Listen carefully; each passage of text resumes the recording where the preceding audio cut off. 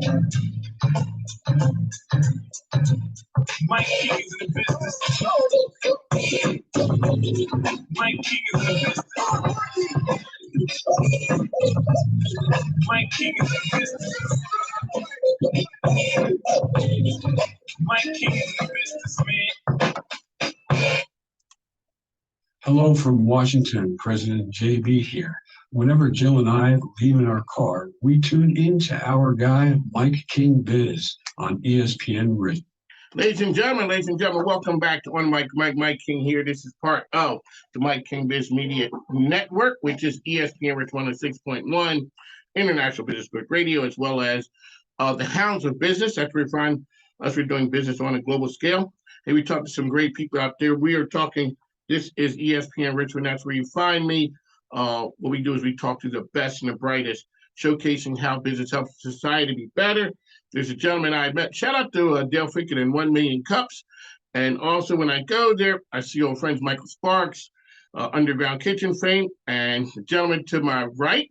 I met him there. Welcome to the program, sir. Thank you very much. Andrew Ilnicki, nice to be here. All righty. So, Andrew, tell folks who you are and what you do. So I'm at the University of Richmond, and I work in the Creativity, Innovation, and Entrepreneurship Initiative. Before that, I was at VCU, representing VCU Arts as part of the Dean's Office, as well as the Da Vinci Center for Product Innovation. Okay, sir, that's a lot of big words, a lot of big terms. You're on the front lines of seeing young people. What's the mood and tenor of young folks now with entrepreneurship? There's a fascination with it. Absolutely. There's a fascination with it, even for people who are not enrolled directly in those programs. And that's kind of where we fit in. That was the case definitely at VCU too. We're kind of operating in these gaps where we know students today are not, who they were 20, 30 years ago. Even that word entrepreneurship, even though there's a segment of the population that we know wants to engage in a facet of what that term encompasses, they don't resonate as entrepreneurs. I think the word leadership might actually be more apropos. And so working with not only on the students, on their behalf and their best interest to work with the institution to sort of adjust our programming to be more inclusive for people who want to do some level of entrepreneurial thinking or establish that mindset, establish that sense of risk-taking and resilience, but find a way to do it not only curricularly, but co-curricularly or extracurricularly. All right, so Andrew's here with us. I met him over at University of Richmond. What is taught there that, say, entrepreneurs learn from the old school of hard knocks?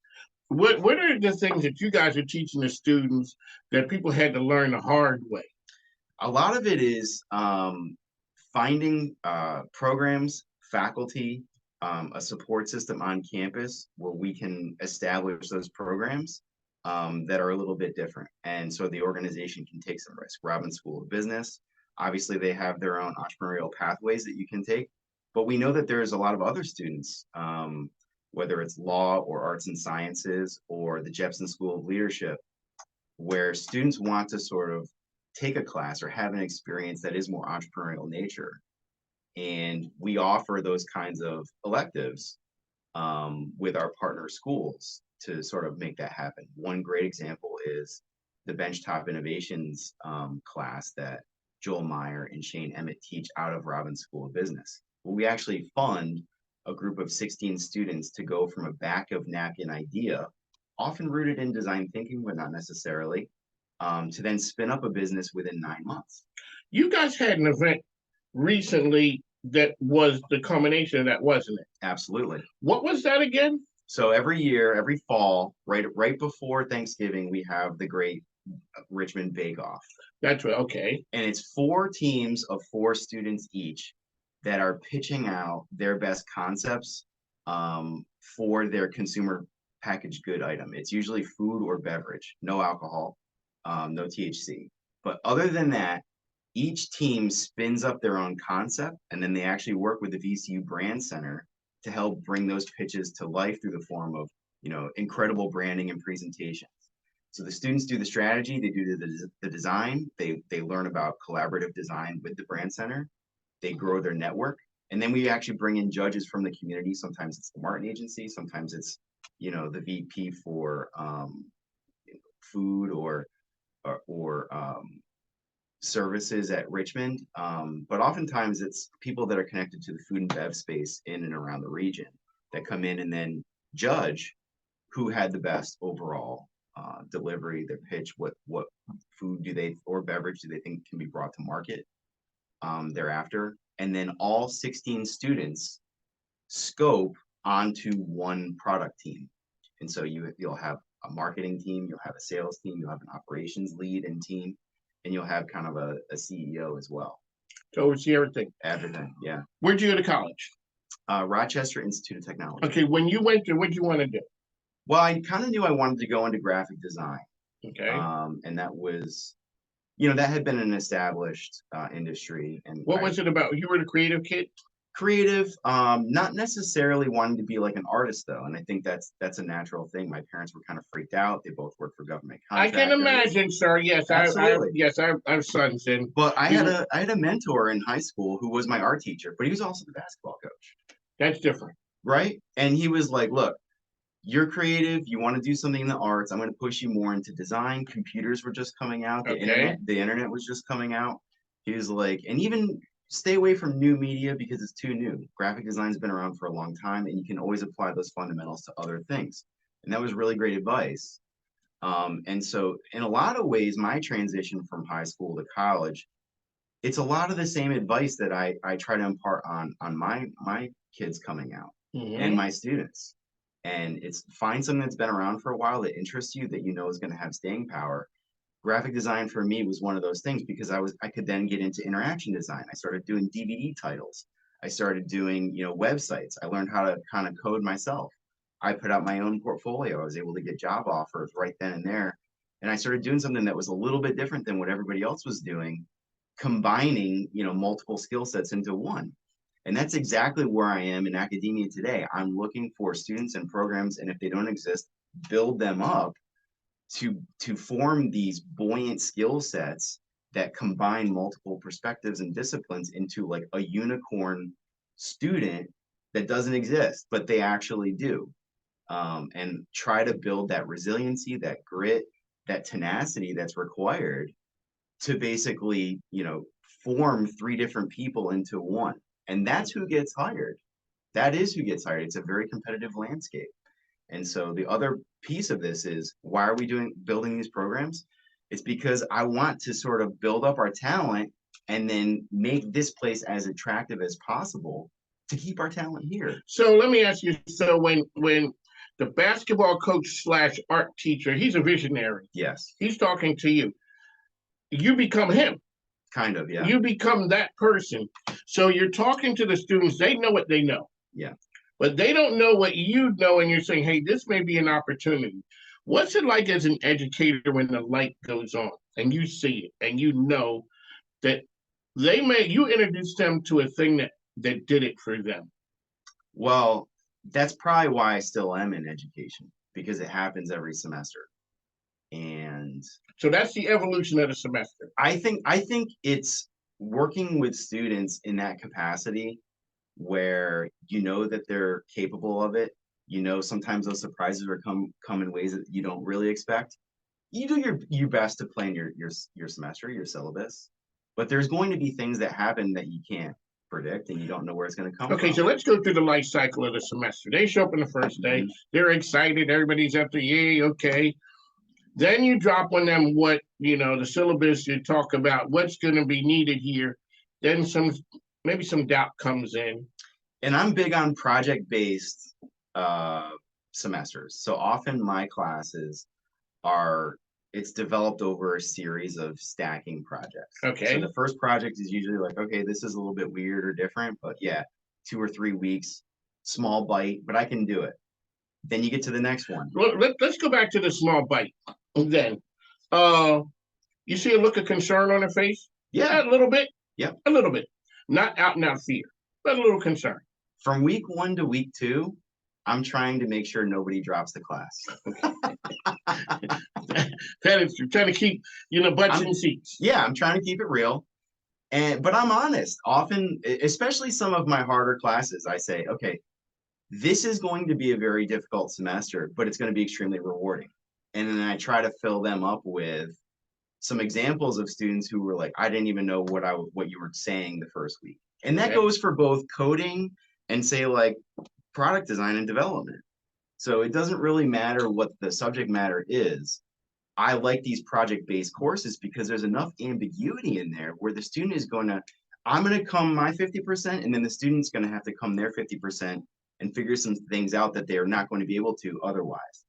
And so it just the nature of that project-based experiential learning pathways that we like to develop, there's something special about that where it's not just like I'm the expert, you're the novice, and you're going to sort of learn from me through osmosis. It's more we're going to co-design this experience together. I'm going to be a facilitator. I'm going to facilitate some learning to you. I'm going to leverage my network for you. I'm going to pull together some technological resources if you need them, some online demos if you need them, or like here's another student team that was working on something similar to what you are. Let's have a conversation with them and see if they have any advice about, where you are and where we can take you. So it's a lot of like facilitation of education without me being sort of like the Yoda. That's a different model because For sure. I hate to be like the old man, but back in the day, you were the Yoda. And I came, I sat down, I closed my mouth, I took out the notepad and I took notes. Now you're talking, what's it like when you learn some things, like you said, you're bringing your 50% and they're bringing theirs. But the light comes on for you sometime and you're like, man, these students or this guy or this girl, man, she's on to something. Sometimes it happens in front of you. Sometimes it's like, oh, I wasn't getting it. And then I hit save at, 1:30 in the morning and then everything worked. So sometimes I see it, sometimes I don't see it. I often will see it in their faces though. There's a catalyzing moment of some kind that happens, and that's a special moment. And often it's with students. Sometimes it happens like a year after the student has left my classroom, and I get the email back up like, or I get the LinkedIn note. I'm like, you were talking about this in class week 14. I didn't get it, but now I do. And it's like a year after. That makes it worthwhile. Absolutely. How can people find information out there about what you do? So the website is cie.richmond.edu. And right now you're going to see some students up there, 16 of them that just brought a baba ganoush to market in the Richmond market. I'm from Philadelphia. I'm not, well versed in baba ganoush or what that is. So exactly what is that? It's a shelf-stable hummus disruptor. So one of the student teams of the 4 pitched out, we think that there is a captive market in the hummus space.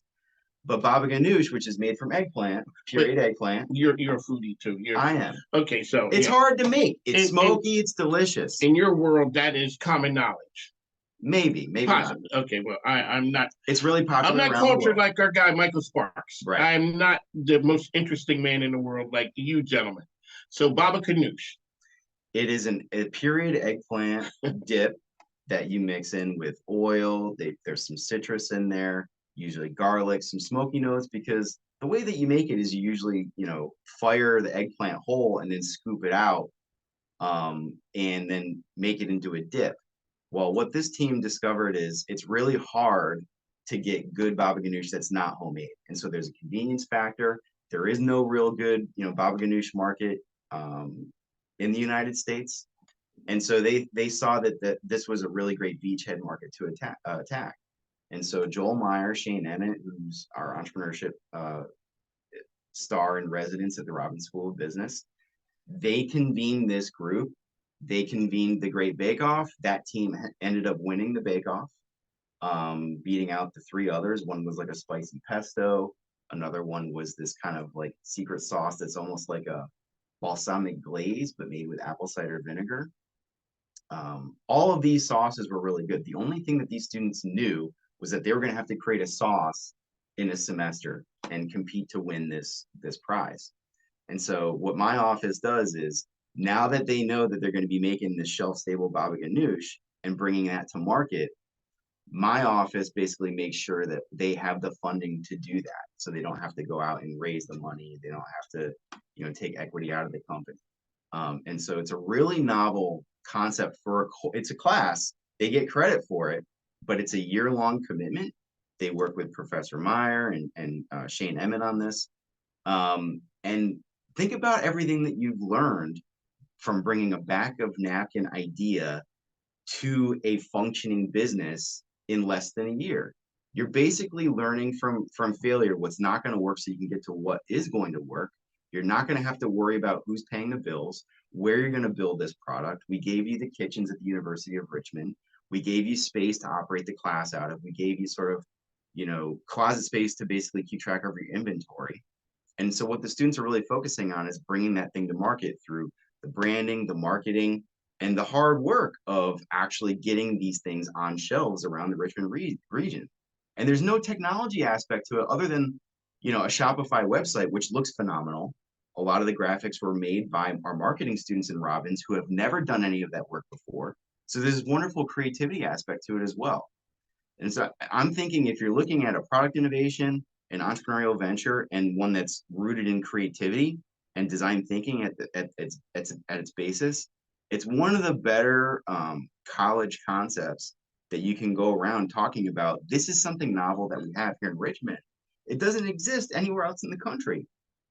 And so if you're looking at like new ways to sort of like engage students and have them do something that's real, that's experiential, I wouldn't doubt that this is one of the best classes those students have ever taken in their lives. Andrew's here with us on the mic with Mike, talking all great things. We are the best business radio program around. This is what I do. Mike King is a businessman. He's a businessman with his own talk show. On the mic with Mike is the best business radio program in the game. Yeah, that's who you think it is, possibly, but I ain't saying who it is. I'm just saying thank you for the endorsement. All right, so Andrew, I asked coaches when they come in, they were players, and then all of a sudden they became the coach. And I asked them, what was like the first time you became the coach? Because you had been a player and the coach had looked at you and he said the plays, you had been a student. Absolutely. And then all of a sudden you're in front of the class, you become the teacher. What was it like the first time that you were called professor or the teacher? What was that feeling like? Yeah, it was a difficult transition, especially because I got started at a young age and I really didn't You look like them. I didn't look all that different from them. They're like, why should I trust this guy? Does he really know what he's talking about? And that whole imposter syndrome is a real thing. Yeah, but it's also you know you. Absolutely. Yeah. Did I know things that they knew that they didn't know, and was going to help them get started? Yes. And I think a lot of it was like helping them move from 0 to 1, while at the same time I was also moving from 0 to 1. My first year as a adjunct professor, I mean, it was difficult. And at this point where there's all kinds of online, demos and things that you can do, to basically take a lot of that away, I think I would be even more comfortable getting started as an educator today, because there's so many resources out there, open educational resources you can use, especially if you're not comfortable demoing something in front of a student. I learned real quick, if something's going to go wrong, it's during a demonstration. You better believe it. You know? It went right 95 times. And here you go with people sitting there waiting and something goes. It teaches you the ability to, make the adjustments in real time. On the fly. I say to people, I record the program now because I'm on 5 to 7 a.m. every day, ESPN Richmond. But before this, I was live from 1 to 3. Mm-hmm. When you can record and make adjustments, you will. Absolutely. When I'm live, I don't care what's going on at 1 o'clock. We're live. We're not doing retakes. We're not doing any of those things. There is something in the spontaneity of the moment and working through it. Okay, so let's talk about, my dad always say, I don't care who you know, it's who knows you. We know a certain person who is the most interesting man in the world. That man, Michael Sparks, Underground Kitchen, is doing some amazing things. Talk about the connection with you and him. I met Michael right when he moved to Richmond forever ago. I think it was 2009. And ultimately, he was looking for more collaboration with, I was at VCU Arts at the time. And several of my students were able to sort of go work with Michael, build up a portfolio, and then, move on. And at some point, he was as invested in developing talent as I was here. And so the collaboration became a very real thing. And then he started the underground kitchen. He's a foodie. I'm a foodie. We would talk routinely just about what we were making for dinner that night. And when he started the underground kitchen, it became a great entrepreneurial story. Like literally started out of his own house. Yes. And what ended up happening is we can fast forward to the pandemic piece when UGK Community First was created as an actual nonprofit. I actually started using our service learning credits at the university to work with UGKCF. But Michael would come into my classes, tell the whole entrepreneurial story, because he's had an incredibly varied background. Yes. He's been in fashion, design. First boutique in Beverly Hills. He worked on The Matrix as what I mean? Crazy stuff. So would routinely blow my students' minds. But then we're talking about a big global vision for food insecurity, and it's all happening, addressing it right here in the East End of Richmond. He was like the first person in Manchester I knew that went in there, redesigned his studio, and he's still there today. But operating in commercial kitchens, one was, formerly, maintained by VCU. So there was this really real connection to our city and his vision. And our students wanting to solve real problems and also have real portfolio pieces that would help them, get to their next level, and lessen that decline to life after college when they have to actually hit the road and then have real beautiful aspirational work that lives and breathes in their portfolio with their unique story. And so Michael became a really key partner, for me and us, really, our educational community. And so I'm actually still working with Michael today. He just kicked off with the University of Richmond last week, where my design thinking class with Jeff Hammond. We are bringing Michael in with one of my former students, Sasha, who's phenomenal. Talk about unicorns they do exist. Multifaceted, multi-talented designer, developer, working on all aspects of the business. And we're actually looking at K through 12 pilot meals, not only like ready to eat and take home, but like disrupting the K through 12 food scene. Where that ends up going, I don't know. I mean, it could be like another yay lunch. It could end up being, an idea for an aspect of his business that we don't currently understand yet through Community First. It could be like a preschool, after school offering that's not quite there. But what's great about this project-based learning is there's so many different ways that this can go. Michael comes in, he presents the state of where things are with the nonprofit. Our students digest it. We do some customer interviews. We do stakeholder mapping. We do stakeholder interviews. We talk to parents. We talk to administrators of the different schools in the Richmond market. And then we identify an opportunity where we think, strategically, if there's a new offering from UGKCF, here's where this could fit. And then there's also ultimately some digital prototyping. Here's how that could look. Here's the messaging that we should probably use. Here's some social listening that we did. And here's how that translates into, text, graphics, use of your branding. And so it ultimately becomes a very cohesive product pitch for UGK, that the students would otherwise need to have an internship to have had that kind of experience. And so I think a lot of it at the end of the day is you can view a lot of what we do as a flipped internship. And when you bring that kind of a project into the university ecosystem, you also get faculty mentorship. We're able to then apply the tools that we teach, from design thinking to lean launchpad methodologies, with a real live client. And then at the end of the day, the students get a real portfolio piece that they can talk about. Here's the task that was laid before us. Here's what we did. Here's some information we learned throughout the process that we weren't expecting. Here was something that was surprising. And then here's where that ended up, and here are some digital artifacts that represent that story. And it's just, that's just one client project that we would do with a nonprofit. We've done several others, you know, Special Olympics of Virginia, for example, Black History Museum.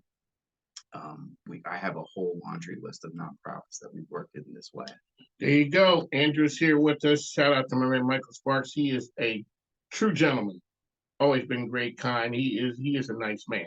All righty, really quickly, we got to get you out of here. I know you got stuff to do, but when you get the experts in, you get a chance to ask them, hold them hostage. When I came to Richmond, I didn't know about the art scene. I didn't know about the creative side.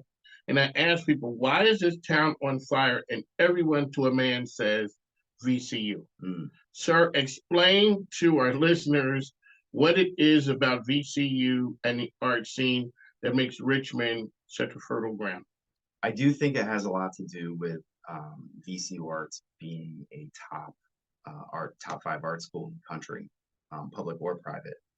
We have one of the best resources here, but Richmond itself has a very creative weight. I'm from New York, and even before I came down here for graduate school at VCU Arts, the reputation preceded it. You know, we have a lot of big agencies here, including the Martin Agency, but a lot of other, small agencies have spun up all around it to help support this larger infrastructure. So VCU is connected to that energy in a really big way. But also our cost of living to launch a business and then stay here is really attractive. Richmond, I've been saying since I came here in 2003, has a lot of potential. And I think everybody has bought into this now, where it's like a magnet. Richmond brings you in, it keeps you here, and creativity is the C in CIE. And so I think everything starts with that creative aspect and then flows from that. Richmond has a ton of it. And we've also been, part of a huge generational shift here, where a lot of the things that have happened, the Pillars building for VCU Arts, just was commemorated a few years ago. We have the Monument Act, everything that happened with that. We were looking at that as a social justice project at VCU Arts for like over a decade before even those monuments came down. So our students, our faculty, the entire community is committed to always looking at what is it about our current state that we're unhappy with, and let's talk about it. Let's create a safe space for it. Let's make art about it. Let's make public performances about it. And let's discuss it, and let's continually strive to make our community better and enrich and enliven those that are part of that community. And VCU has been such an integral part of that for decades. So you thought that was the last question. No, sir, we ain't let you out of here on that one. This one is, so you go from the art scene at VCU to the business school at University of Richmond. All right, sir, come on now. We got to talk about that move. So I know that they are basketball rivals. We do serve, different communities. I actually don't work for Robbins. I work for the University of Richmond. Robbins is one of 5 key partners that we do collaborate with. A lot of our students do come out of the B school, and it's a great school. And a lot of what we strive to do with, workplace, preparation, placement, all that stuff, Robbins has done a phenomenal job. My initiative, though, creativity, innovation, entrepreneurship, is relatively new. And it is, I can imagine. It is completely student facing, though. It's all about giving students real world applications to then use their skills and develop new skills along this pathway to enable entrepreneurial innovation and creative practices in their life, in their community, for the university. In a lot of ways, it's bringing the community together around these students so that they can have practice with these things in a real way. So experiential education at its finest. Shout out to my man Quentin over there at the University of Richmond, the Richmond Spiders basketball team, and his company, Q's Custom Sneakers. I mean, he makes some phenomenal sneakers. So shout out to him. All right, one last time, how can people find you out there? cie.richmond.edu. I'm also on LinkedIn, Andrew Ilnicki. Search it up. It'll come right up. There you go. On the mic, Mike, we bring you the best and the brightest man right here, dropping nuggets of knowledge. We got to go. He has stuff to do. He can't hang out with me, taking care of folks.